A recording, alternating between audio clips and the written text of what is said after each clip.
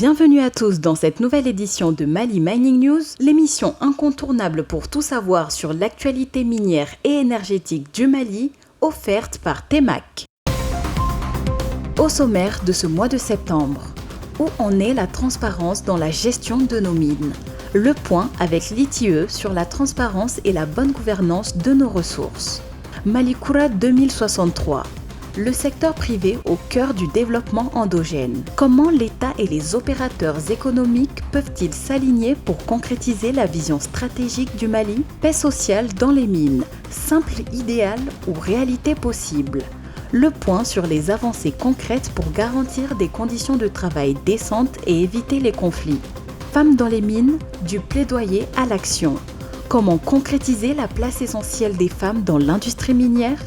Le secteur minier peut-il construire l'école de demain? Focus sur la Charter School de TEMAC qui mise sur l'éducation pour préparer la vraie richesse du Mali, sa jeunesse.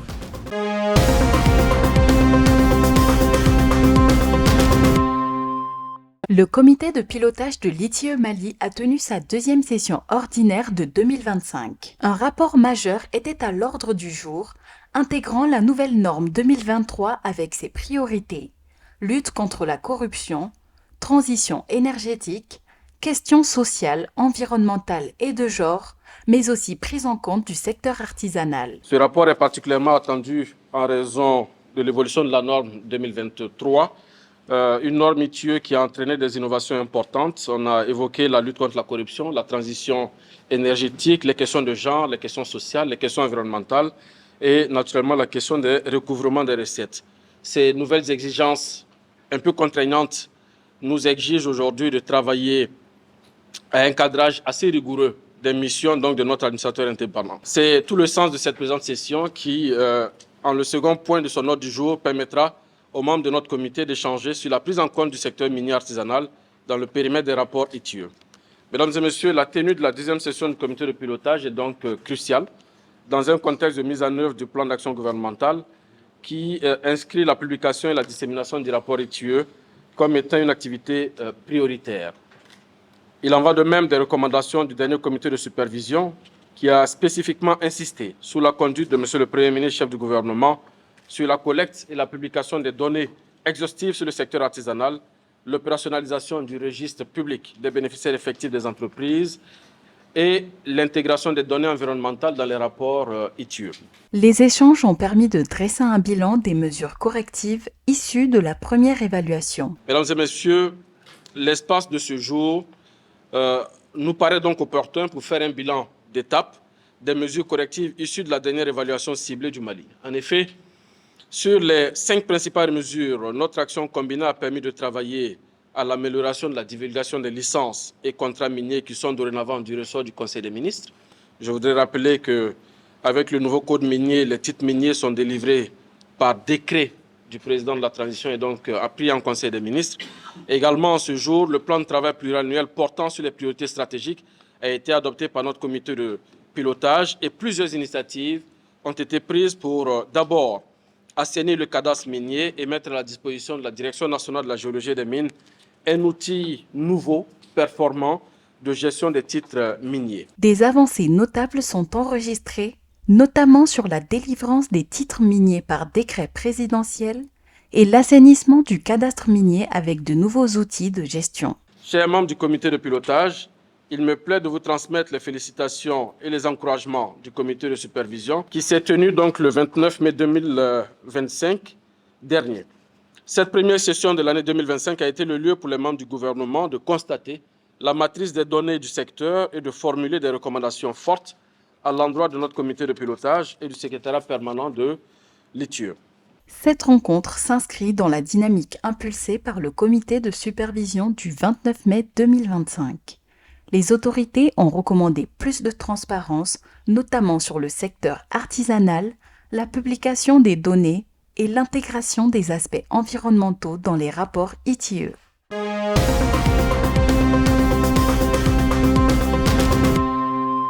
À Bamako, un déjeuner d'investissement inédit a réuni les autorités et les opérateurs économiques maliens. Organisé par l'API Mali, sous l'égide du ministre de l'Industrie et du Commerce, Cette rencontre marque une étape importante vers une nouvelle ambition, bâtir une économie endogène portée par des Maliens et pour les Maliens. Nous venons de sortir d'un déjeuner qu'on a appelé déjeuner d'investissement, organisé par l'API Mali, sous l'égide du ministre de l'Industrie et du Commerce.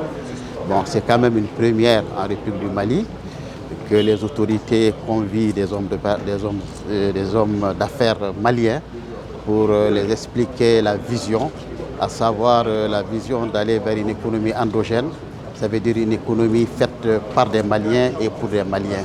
Les autorités du Mali ont mis en place la vision 2063, communément appelée la vision Mali Kouragné Tassira, Kaben Samba Flani Bioro Ani Sabama, qui trace le cadre structurel, n'est-ce pas, de référence pour le développement économique de notre pays sur les 40 prochaines années, assorti de sa stratégie décennale qui met la transformation agricole de notre pays.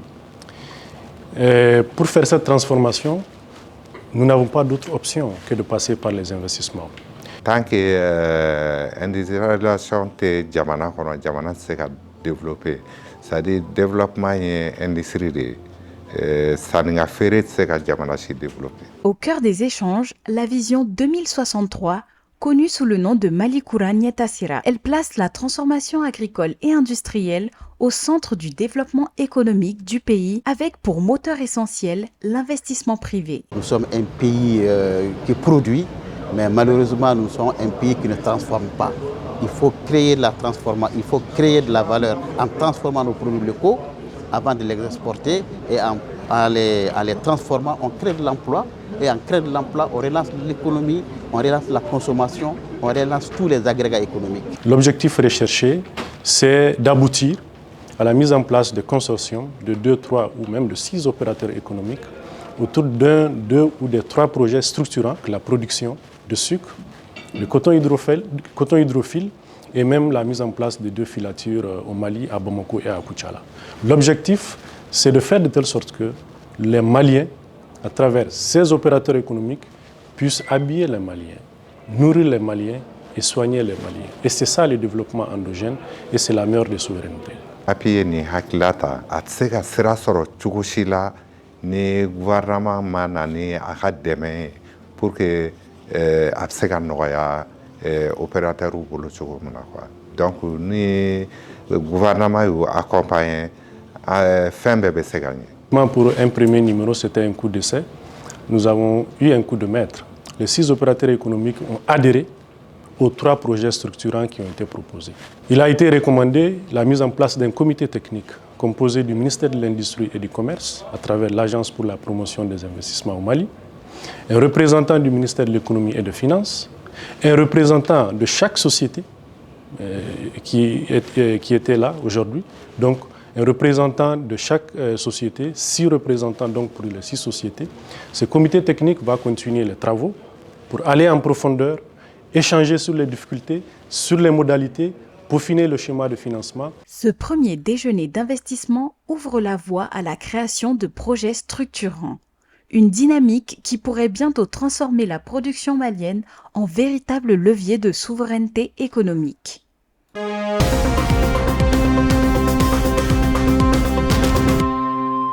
Pour une sécurité totale de vos projets, pensez à Sabonnement Assurance, le partenaire de confiance qui protège vos activités et fait la différence dans le secteur minier.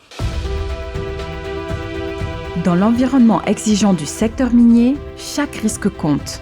Sabonnement Assurance protège vos activités pour assurer votre croissance tout en vous accompagnant dans le respect de la loi sur le contenu local et les exigences réglementaires maliennes.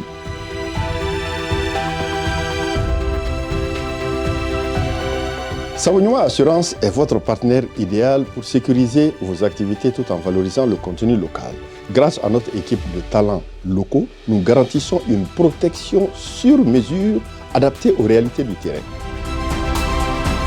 Les infrastructures et équipements miniers sont essentiels pour l'économie locale et nous veillons à les protéger contre tous les risques. Notre assurance santé et complémentaire AMO respectent les obligations légales en matière de protection des employés locaux et de leur bien-être. L'incendie, les éboulements, les bris de machines, l'inondation, nous connaissons tous les risques de ce secteur. C'est pourquoi nous mettons à votre disposition notre assurance multirisque industrielle. Sécurisez le cheminement de vos ressources. Nos assurances transport protègent vos marchandises, que ce soit par route, air, mer.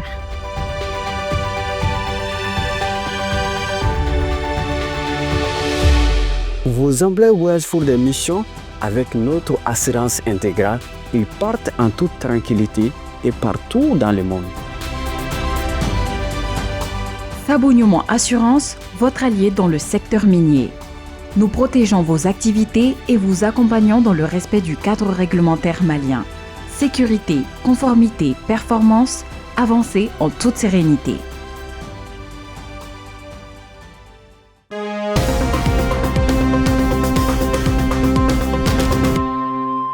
Après plusieurs mois de crise sociale, la mine d'or de Fekola et ses partenaires sociaux ont trouvé un terrain d'entente. Réunis à Bamako, ils ont signé un protocole d'accord qui marque un tournant décisif pour l'avenir des travailleurs et de l'entreprise. Aujourd'hui, nous sommes là pour la signature d'un protocole d'accord entre le comité syndical et sa direction. Je voudrais vraiment saluer le groupement des professionnels du secteur minier, le SYNACOM, qui est le syndicat national des constructions civiles des mines et de l'énergie, pour vraiment leur implication dans l'aboutissement de ce protocole d'accord. Ça fait 14 mois, cette situation a commencé. C'était un conflit professionnel entre l'employeur et les employés. Et ils sont partis d'une série de négociations jusqu'à arriver à un moment donné à des situations judiciaires. Et Dieu merci, on a signé un premier protocole le 23 mai qui nous a permis d'arriver à ces niveaux. Cet accord prévoit la réintégration de 3 travailleurs suspendus, l'organisation des élections des délégués du personnel ainsi que l'application d'un programme d'évaluation des performances. Nous venons de signer un deuxième et dernier protocole cet après-midi qui concernait... Le protocole va permettre de régner la paix sociale, la paix au sein de la société. Et c'est le plus important. La quiétude, ça va amener la quiétude, créer la confiance entre les travailleurs, l'employeur et les employés. Et qui va nous permettre de sortir définitivement de cette crise qui n'a que trop duré.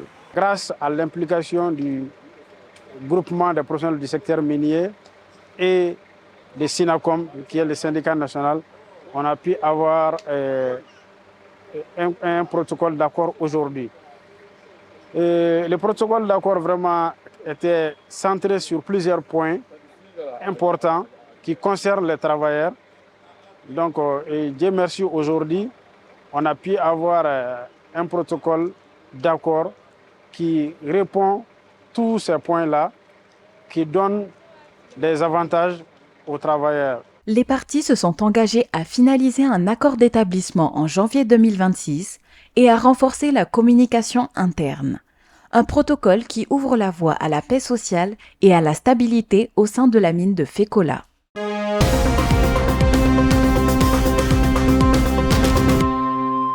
Epiroc Mali a réuni à Bamako des acteurs majeurs du secteur autour de la conférence débat Women in West Africa, Mine au Mali, osons une industrie plus inclusive. L'événement qui nous rassemble ce matin, WIWA, Women in West Africa, est une initiative de cette politique. Initiative qui nous permet d'avoir ce matin, dans cette salle, des acteurs majeurs de l'industrie minière, des institutions, des professionnels, des étudiants et des médias, pour promouvoir l'inclusion, la diversité, l'autonomisation et la prise en charge des femmes par elles-mêmes dans une industrie minière historiquement masculine.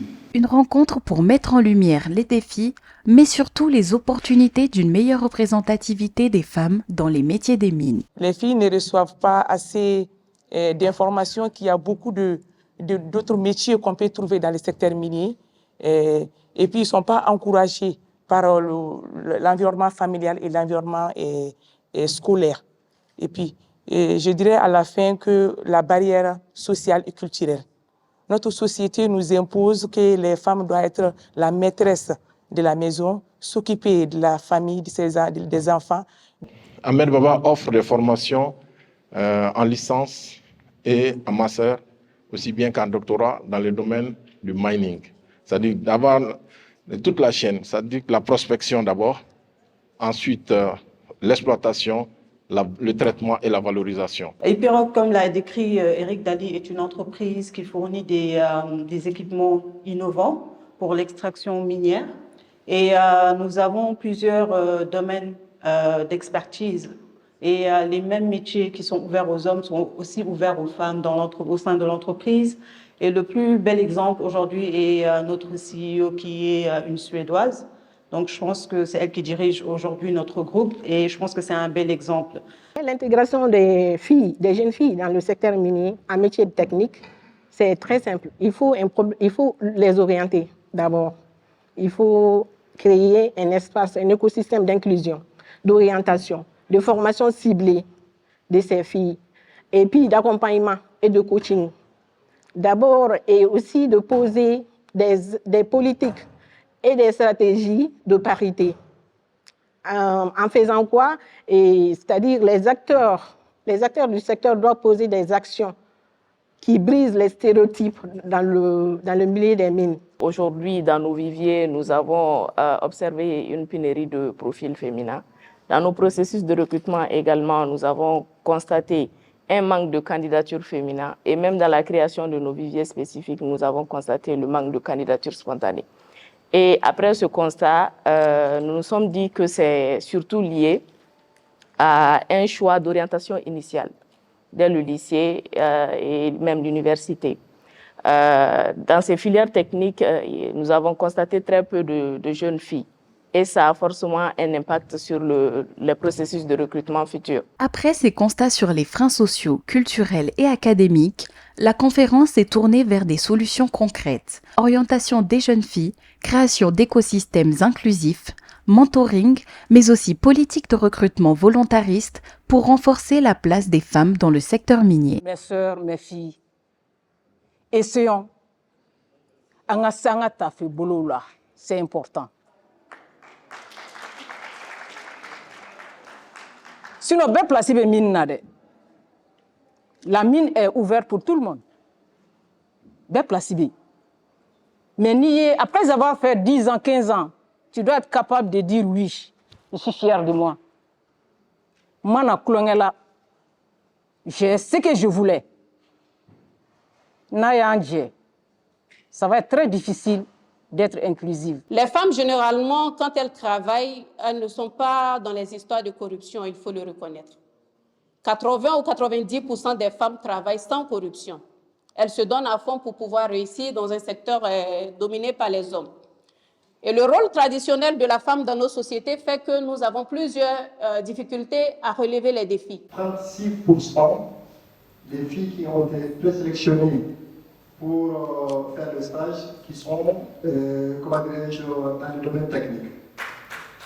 Donc en termes de mentoring aujourd'hui, nous avons 40% des femmes qui travaillent à Epiroc qui ont des mentors pour les permettre non seulement de voir un peu leur mobilité verticale ou bien horizontale, mais aussi de permettre d'avoir accès aux postes les plus hauts des responsabilités. Nous travaillons à élaborer une stratégie sectorielle genre pour promouvoir l'inclusion, l'égalité homme-femme, l'autonomisation de la femme et des jeunes, vraiment pour regarder les causes profondes qui font aujourd'hui qu'on n'a pas assez de femmes dans le secteur minier. À travers ce rendez-vous, Epiroc Mali rappelle qu'une industrie plus inclusive n'est pas une option, mais une condition essentielle pour bâtir l'avenir du secteur minier en Afrique de l'Ouest.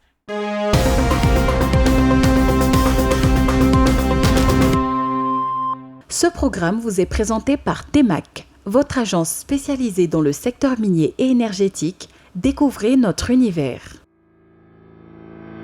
Depuis 2019, TEMAC s'affirme comme la première agence de communication et médias spécialisée dans le secteur minier et énergétique. Avec nos partenaires, nous développons des solutions de communication sur mesure pour des géants de l'industrie.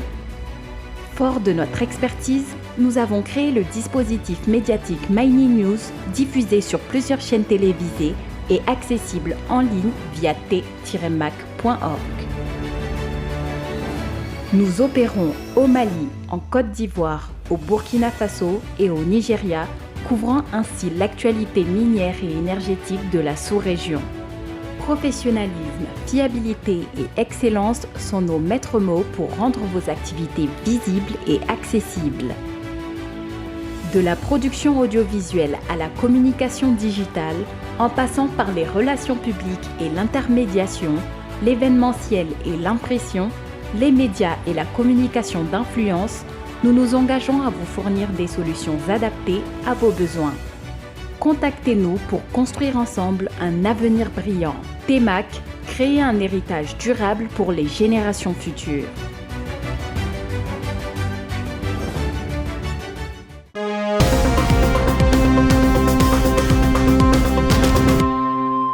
Dans le cadre de sa politique de responsabilité sociale des entreprises, TEMAC Corporation, acteur de la communication dans le secteur minier et énergétique, a lancé l'édition 2025 de la Charter School. Pendant un mois, une trentaine d'enfants de 5 à 13 ans ont été initiés à l'autonomie, à l'anglais et aux valeurs éthiques. Abibatou, qu'est-ce que tu peux nous dire de Kadiatou? Kadiatou est gentil. Kadiatou est gentil, donc ses qualités, c'est la gentillesse, quoi encore? Et parfois, elle est timide. Elle est timide. Est-ce qu'on peut dire que la timidité, c'est une qualité? Non. Elle est timide. Donc, ça veut dire qu'à partir d'aujourd'hui, toi, tu dois aider ton ami Kadiatou à ne plus être timide. C'est bon? On m'a dit, toi, tu es quelqu'un, tu as dit que les autres ont dit que tu es jovial. Donc, ça veut dire que à partir d'aujourd'hui, tu vas contaminer Kadiatou à être quelqu'un de jovial et ne plus être timide.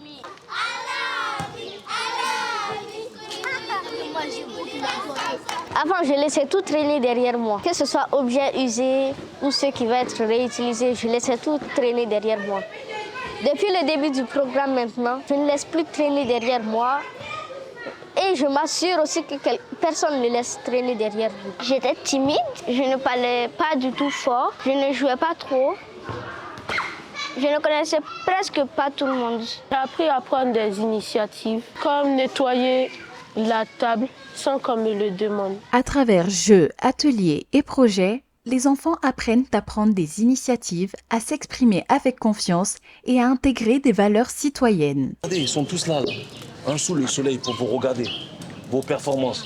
Donc il faut leur prouver ce que vous êtes devenus. Honorables invités, bonsoir. Bienvenue à la cérémonie de clôture du programme Charter School. Déjà, chacun va recevoir un rapport individualisé de chaque enfant d'ici la fin de la semaine.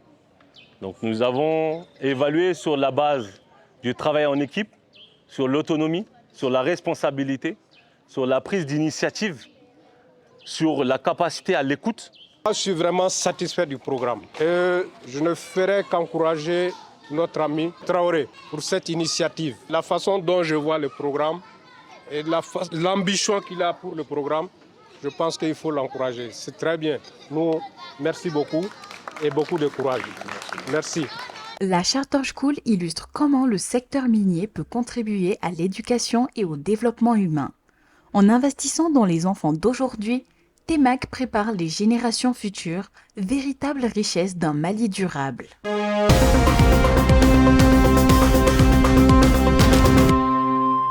C'est la fin de ce numéro de Mali Mining News. Merci de nous avoir suivis.